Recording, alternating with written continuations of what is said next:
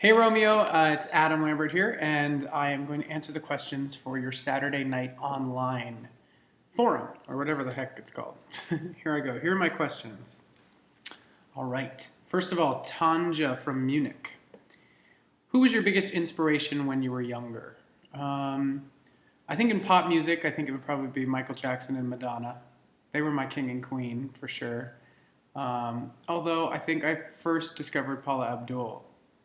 Her, tap dancing next to that cat was the business for me. And as many of you know, she was my first concert that I ever saw. So, yeah, but Madonna and Michael Jackson, their music videos and their songs to me were really inspiring. Other than that, other people that inspired me, my first voice teacher, Lynn Broyles, was a huge mentor for me. This guy, Alex Urban, was a director of the children's theater group I was with. Big influence as well. And my high school drama teacher, Doug Smith, and my choir teacher, Nancy Gray, they were a big influence on me as well. So those were the biggies. Jade from Dallas. Jade says, you've been hinting about a big vocal collaboration. We're thinking maybe Jessie J. Any word yet? No word on any sort of vocal collaboration. I don't know.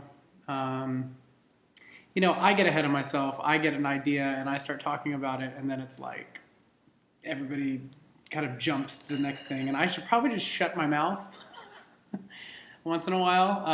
That would probably be more effective than me teasing something. There have been no vocal collaborations recorded, so keep wishing, and I'll keep wishing too. What is that? Antipsychotic from Isai. Hey Adam, I love your hairstyle. My question, what do you like the most in a man? Hold on, my computer froze here. Thank you. My hairstyle looks really messed up right now. It's been a long day. In a man, I like honesty. I think that's something that I hold in a very high regard. I always find honesty very important and refreshing. Yeah, and being genuine in all aspects, I think, is what I like the most. What else? Shahira from Malaysia. Who is your celebrity crush and why? I don't have a celebrity crush because I have a boyfriend, so he's my celebrity crush. Sandra from Chicago. You've mentioned that you've learned a lot during the album recording process. I'm just wondering if you've also picked up on any of the more technical aspects of mixing and production as well. Are you interested in that? Do you foresee maybe producing some of your own tracks in the future? Sandra, that's a lot of questions. I am really fascinated by all that and learning a lot. Right now I'm actually in the process of a lot of the tracks being mixed. And so it's been very interesting of hearing the difference between an unmixed track and a mixed track, and it is really complicated, but it's interesting. And I don't know. I haven't actually sat behind the computer. I couldn't operate Pro Tools to save my life, so I don't know if I'm going to actually be producing any track fully by myself. But I have a feeling that if I sat down with an engineer, I could probably put something together. I don't know if it would be any good, but I don't know. I'm learning a lot, so maybe someday. Teresa from Bulgaria, you said in an interview that you broke down a door once. Can you tell us the story behind that? I locked my keys out of I lost my keys, and so I was locked out of my apartment, and I just really, really wanted to get in, so I broke the door down.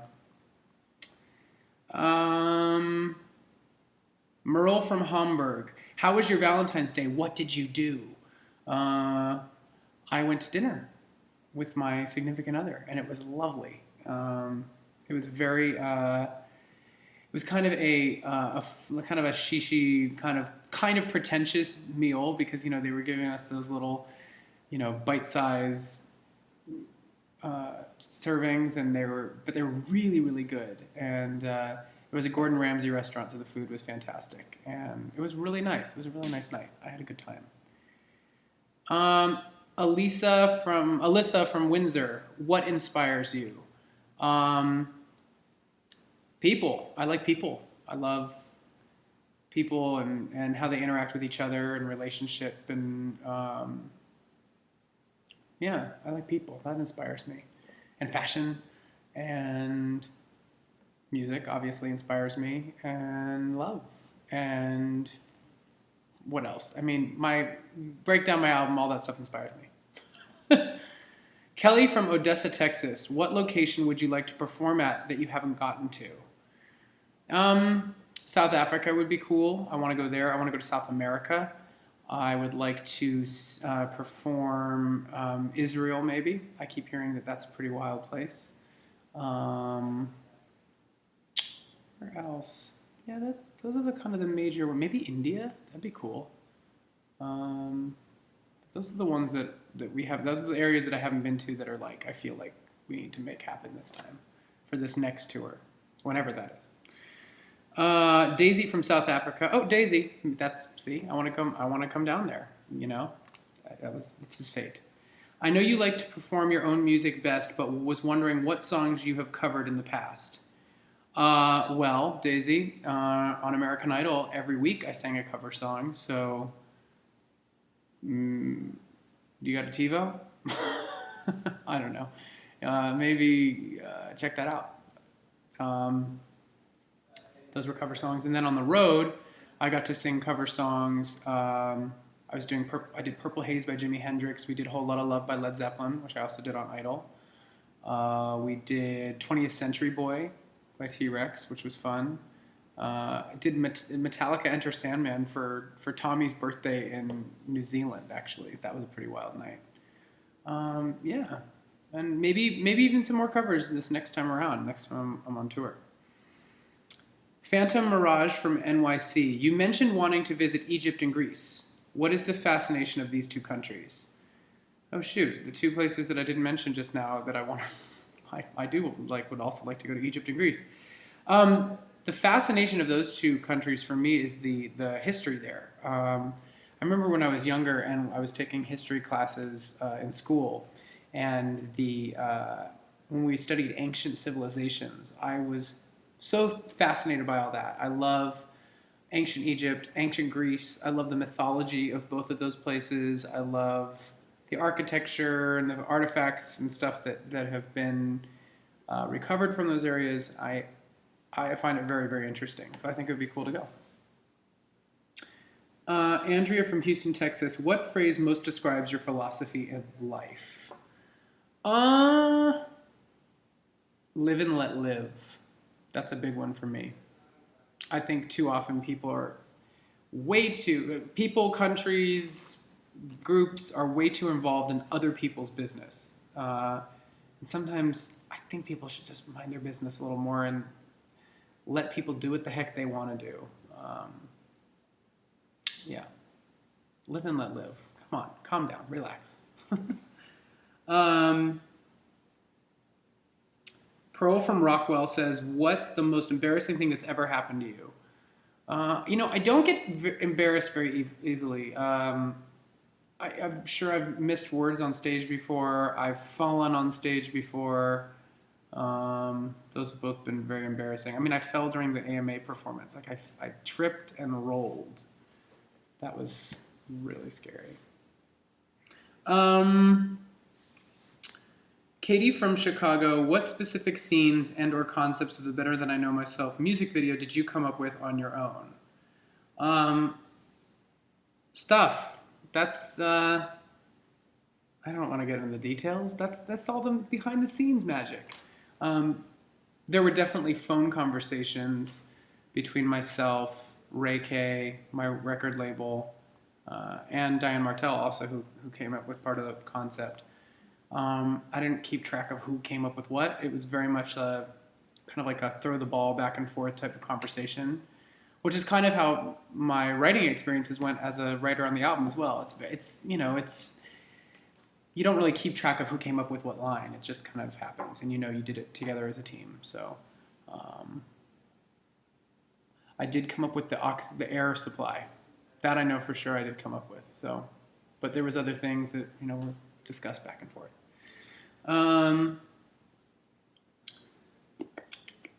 Where am I on this thing? Hazel from Manchester says, tell us about the songwriting process. Do you go into your collaborations with an idea of a melody and lyrics? It's funny, I was just kind of talking about that. Sometimes I'll, like when I'm like traveling a lot, I'm thinking and thinking about things and reflecting, and I'll write down little notes on my phone, like a little notepad feature. Or I've written things down in journals, concepts, maybe they're little rhymes, maybe it's about something, maybe it's a visual image. And then also, like, if there's a song that inspires me that I'm really fascinated by, I'll kind of earmark that song and reference it later when I walk into a studio. So sometimes it's like the inspiration comes from a concept in my head. Sometimes it comes from another song.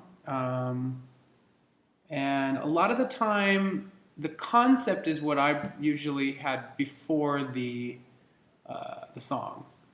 But some songs you kind of just start jamming and like some words just kind of come out and that turns into the lyric. So that's that. Sana from Apiodum. Wow, these screen names are really, they're very exotic. How many songs have you written on the forthcoming album Trespassing? A lot of them. I don't have the details of the track listing yet. I'm so sorry. I'm so sorry, Sana. You'll find out soon, I promise. Iva from Long Beach. How did you survive the pace of your tour last year? What was the best moment of the tour? Yeah, it was definitely a lot of work. Sleep is the best tool when you're on tour. You need a lot of sleep. And water. Lots of water and lots of sleep. And then, other than that, it was the best moment. We had a couple shows in particular that were like really stand out. Just the audience was really on fire. We were all like in the best form, and I felt connected to everybody on stage and in the audience. I couldn't tell you which one was my favorite because we had a handful that were like stellar, and all the shows really were really good.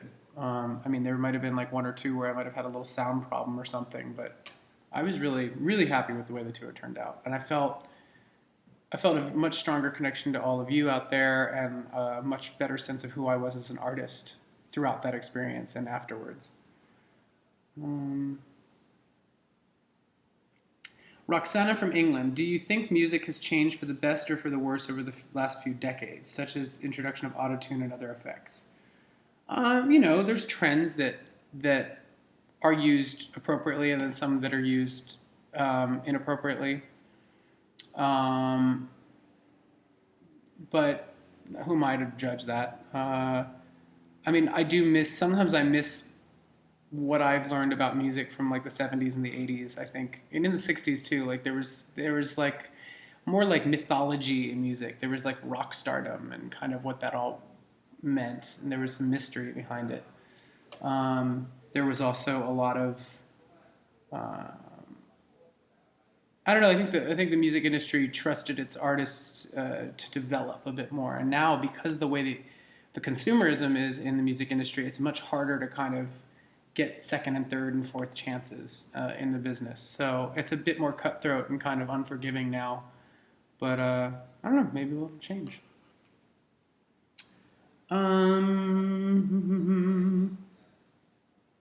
What is the most? Laura from England says, "What is the most awkward moment you had on American Idol?" Awkward moment. I think when I was dancing, any point I was dancing was pretty awkward. We did a number choreographed by Paula Abdul, which was like the coolest thing in the world because when I was a kid, I loved Paula Abdul and still love Paula Abdul, and that felt really surreal to me to be like in a number she choreographed. But it was a bit awkward. I think it was supposed to seem like legit like disco choreography, and it was very authentic. But myself and the rest of the contestants, we looked a little awkward because we're not really dancers. I like to dance, but it was scary. Anna from Florida, how did your collaboration with Pharrell come about? Did you ask to work with him first? Had you met him before? I had never met him before. I had sat down with the label and talked about kind of the direction that I wanted to go in and the kind of music that I was really feeling, and kind of said, I want to do something funkier, and they came up with the idea. They said, "What about Pharrell?" And of course, I was, floored because I've been a total fan of Pharrell since the beginning of his stuff. I remember like hearing him when I was younger, and the music that he's also produced for other artists has always been on point and always had a very specific sound. So I was really excited about that, and I was a little intimidated going into the studio for the first time because I thought, he's too cool. I'm not cool enough to be here, and it turned out he was awesome, and I had no reason to feel that way, which was great. And the songs that we created are amazing, and I can't wait for you to hear them. France from Los Angeles. What is the most difficult part when collaborating with fellow artists and songwriters? It's not difficult. There were certainly like a couple of days in the studio where I got put there with a writer or a producer, and things just didn't quite gel. Not in like a bad way. It just didn't, like, we didn't come up with anything great. It just kind of like was a little bit uninspired. That kind of happens. Writing and producing and creating music creates a certain type of chemistry, and it's timing. Someone can be having a bad day or not inspired day, and then nothing comes out. So I think that's maybe the most difficult thing, is you can't really count on it. Just because you have a session with somebody doesn't mean that it's going to be, that doesn't mean a good song's going to come from it. You can never tell. And you can't force that kind of thing. So, Dorothy from New York, I think you'd be perfect on a big screen. If you could do a movie in the very near future, what kind of movie would it be? I think it'd be fun to do a comedy, actually. Something silly and self-deprecating. Camellia from Sophia, what's your favorite dish? I don't know. I've been on it, trying to eat healthier lately. I've been eating a lot of salad. I like a good dark green salad, which, funny enough, is, I'm about to be doing a lot more traveling. Certain areas of the world, even here in the United States, you cannot get a dark green salad. It's an oddly difficult thing to get your hands on, like fresh vegetables, really healthy, high fiber vegetables. It's difficult. I don't know why. I guess it's not a popular thing for people to eat. They want to eat. Everything's, in certain parts of Europe and here, it's like everything's white. Like the bread is white, there's cheese, there's white meat. There's nothing like green or brown about it. And I think in order to eat healthy, you have to eat green and brown. That's my MO. Amy from Germany, what do you prefer, singing unplugged or plugged? I think with unplugged performances, it's more intimate. It's a bit more of like a personal exchange. I feel a little bit closer to the audience, and I think they feel closer to me. You can hear the voice isolated more. But I also really love instruments, and I love the beat, and I love sounds, and I love the things in music that make it feel a certain way, as beyond the singing of it. So I also really like being plugged in, because sometimes that gives you a lot of juice. A song sounds much different on an acoustic guitar than it does on an electric guitar. It's just a different feeling, I think. So I like singing songs acoustic that might be a little bit more vulnerable or emotional, because I feel like it naturally creates more of that mood. But a song that's meant to make you dance, I'd much rather have a big old drum set and synthesizers and electric guitars and things like that to give it more power and to give it more groove to move to.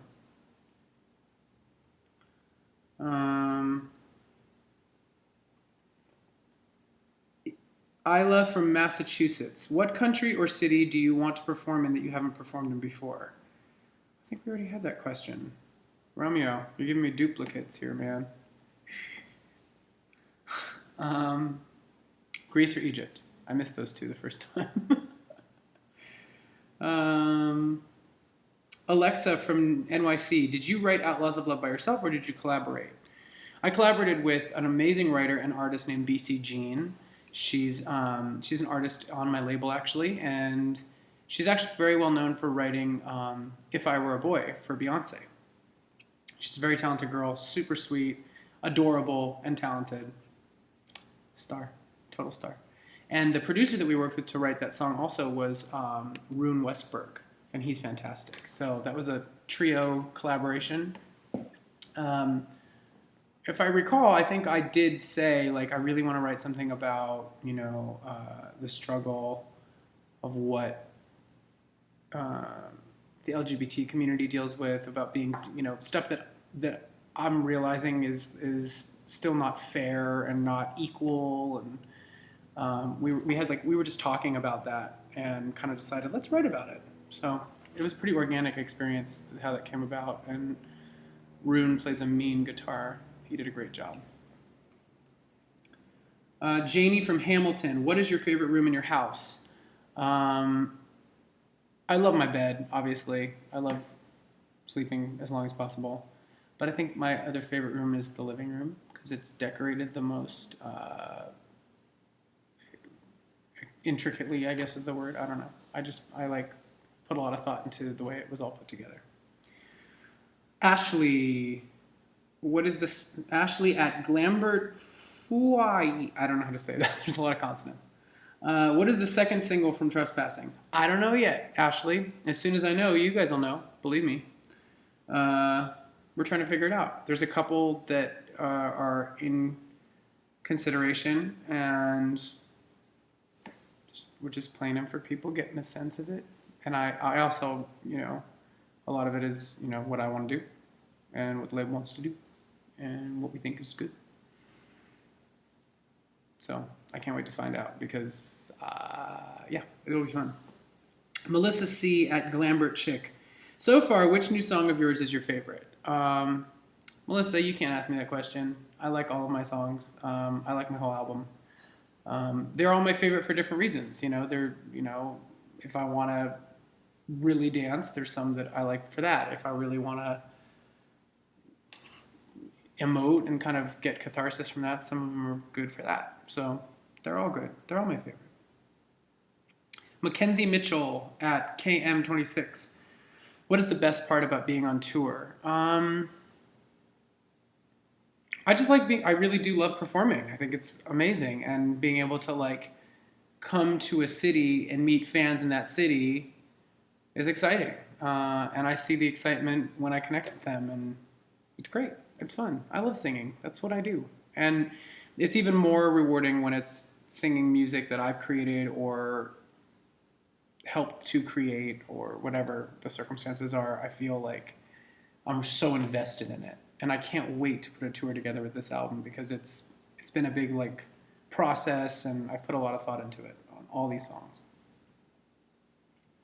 Dallas at Hey, I'm Dallas. If you could be any mystical creature, wow, there's a lot of questions left. If you could be any mystical creature, what would it be? A dragon, so I could fly and breathe fire. That'd be cool.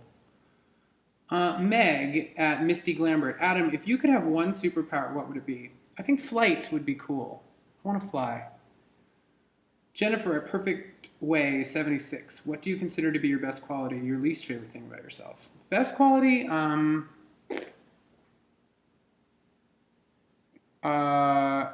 best quality. I guess I'm honest. I keep it real. I don't like to fake it. So I guess maybe that's my best quality. And my least favorite quality is probably the same thing, because sometimes being able to fake it might be a little bit easier to deal with the consequences of or something. Christina G at Cuckoo789. Would you ever want to sing with Adele one day? Of course. If Adele wants to sing with me, I would jump through a hoop and learn how to do a backflip. She's incredible, and I've met her. She's the nicest, most down-to-earth girl in the world. I'm so excited that she's gotten awards and has this great success, because she deserves it. Pearl at Metal Empress. How do you get your hair so fluffy? I use a blow dryer. Chris at ChrisFayC. If you were to choose a living artist to duet with, who would you choose and why? I think David Bowie would be quite a momentous, iconic moment for me. I think he's so smart and talented and cutting edge, and yeah. Glam Queen at Persian Glam Doctor. As it seems Bruno has written a song for the album, what's the name of it and what's it about? Well, Glam Queen, I think people probably already know what it is, but I don't want to talk anymore about it because I want to finish the song first and have you guys hear it when it's finished. And yeah, it's going to be good. Finberry at Finny4. Have early reviews of Trespassing songs influenced your direction on finishing the album? A little bit. I don't know if I don't know. It's a good question. I think they make me feel more confident in my decisions that I've already made. And it's interesting to see which ones get more attention, but that's also media, which is a specific type of thinking. So I don't know. I don't think it's really changed or influenced my direction on finishing the album, but it's definitely given me like more confidence. Not important to you, or am I at was never was one? Wow, that's quite a username. Will there be remixes for Better Than I Know Myself? Yes, and I just heard some of them this week, and they are great. In fact, there's like a really, really sexy like dubstep remix that is hard. It hits really hard, and it's really cool. It's going to give the song a whole other feel. Shirley from Quincy, what questions are you asked at every interview that you're sick of answering? I don't know if I would necessarily, I'm sick of answering them, but there are a few like kind of every time. Like who would you want to do a duet with or perform with, alive or dead? Gotten asked that a lot, and I just answered that one, so I'm sorry. I'm not dissing you, just saying I've been asked a lot.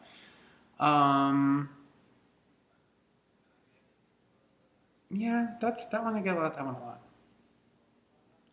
Caro from Germany, how did you react to Rolling Stone's review to Better Than I Know Myself? Did it upset you that they assumed you sang falsetto in the chorus?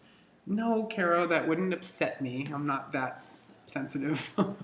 I didn't even think about it when I read it. I realized that later that people kept throwing around the word falsetto, and I went, I gotta say something because that's not what falsetto is. But I don't really. It didn't. I was actually very excited that Rolling Stone enjoyed the song and gave it a positive review. I was really. That's what that moment was about. I didn't really register the falsetto thing at that point. Rachel from Islip, why did you choose to wear yellow contacts in the Better Than I Know Myself video? I wanted to create the dark persona. I wanted him to feel. I don't know. I just wanted him to feel a little bit surreal and not human or not. I don't really know. I don't have like a lot of reason behind it. It wasn't. I know that the vampire thing is what a lot of people thought. That wasn't my first instinct, really. Even though looking back on it, I do look kind of like a vampire, which isn't a bad thing. I don't know. I just wanted it to feel animal, I think is what it was. I wanted it to feel primal and kind of, I don't know, surreal. That's why I went with the yellow. Michelle from Philadelphia, what is the funniest thing a fan has ever said to you? I don't know. The funniest thing, I don't know. I hear a lot of funny things, though. A lot of good things. I get very entertained by some things. Yeah. Bailey from Woodbridge, how do you react to the fans that you meet that are just extremely over-the-top crazy? I know that the over-the-top energy is excitement and joy, and I recognize that. And that even if it's a little bit much, I always know that it's coming from the best possible place. And so I do my best to understand where that energy is coming from, and it doesn't really put me off. Alexandra from Craivo. That has to be Eastern European, I'm guessing. Have you ever had to choose between a friendship and the career, and in what measure has your professional life put a strain on your friendships? Um, my priorities are definitely a little bit different, but I think I've always been kind of career minded. And I think most people that live in either New York or LA that are pursuing the entertainment industry will understand what I'm talking about. That it's just kind of like if you have a dream and you have something that you're chasing down, that kind of takes priority for a lot of your life, and everybody else kind of has to just understand that, or they might not fit in your life. But then then there's times where I've had realizations where I've come to a point where I said, I actually think my priorities are shifting right now, or I want my personal life and my friendships to take priority. I don't know. I think my true friendships, the friends that are the closest to me that I've had before any of all this, are the ones that just understand that balance, and it might actually have to strike the same kind of balance for themselves. So it's kind of like we all understand each other. But yeah, there are sacrifices that have to be made, for sure. Dylan from Philadelphia, is the track you made with Ryan Tedder going to be on either version of Trespassing? As of now, there are no Ryan Tedder songs on Trespassing. And that's not to say they weren't great songs. I love Ryan. I think he's like the coolest guy. He's so talented and down to earth, and he and I came up with some good songs. They just didn't fit the album. So that's how it goes. Elena from Clarksville, where did you get those cool boots you have been wearing? Well, Elena, that is the problem. I don't know which boots because I have too many. I've bought too many cool boots, and I don't know which ones you're talking about. So you'll have to be more specific. Biza from Turkey, how many songs in the album are written by you? Biza, I don't know yet. I think most of them I wrote on. So I can't count yet because I actually have not finalized the entire track listing yet. It's still being done. Brenna from PA, can you name a role model that you look up to for inspiration in the music industry? I definitely look up to Lady Gaga. I think she's a powerhouse. I think that she has an amazing work ethic. I think she's creative. I think she asserts herself in the business and marches to her own drum. I think she's very impressive. She's somebody that has definitely kind of shaken the game up, for sure. But she's not the only one. I look up to a lot of people. But I love her boldness and her eccentricities and her artistic insanity, because it really is. She's crazy, and it's amazing. It's great. Lisa from the UK, when you were on American Idol, what used to go through your mind when performing? Were you nervous or full of determination? Both. I was both. I mean, yeah, of course I had my nerves to contend with. I mean, it was a big deal, and I knew how big of a deal it was for my career and for the rest of my life, and I think that was pressure that made me nervous. But then as the weeks went on, I definitely got a little bit more of a handle on the nerves and kind of just got more comfortable, which was great. And I think my performances got better as I got more. Wow, I just saw myself with this big. Whoops, this is bad. It's like having a mirror in front of you. It's not good for me to have a mirror in front of you while I talk to you. Yeah, but I think the nerves helped. It helped. Sometimes nerves help give you energy and kind of adrenaline. And I think my better performances came when I got more comfortable, so I wasn't as nervous. But yeah, I was definitely very determined. And it wasn't even necessarily determined to win. It was determined to just do a good performance. And I knew that whether people liked it or not would be kind of subjective. And I knew the judges may like it, they may not. And once I realized that I was doing well and I wasn't getting voted off, my goal was kind of looking ahead, I was like, at this point, I just want the opportunities that are going to come after this. I want to sign a record deal and make an album. So, by the time we kind of cleared the last five or four mark in the competition, I was like, I'm good to go. You can vote me off now, and I'm happy. So yeah, those are my questions, Romeo. Those are my answers to your questions, and I had a great time sitting here talking to you, and I recorded it in 35 minutes. So I think you asked me to do 15 minutes, so you might need to cut this down. All right, thanks, guys. I'll see you soon.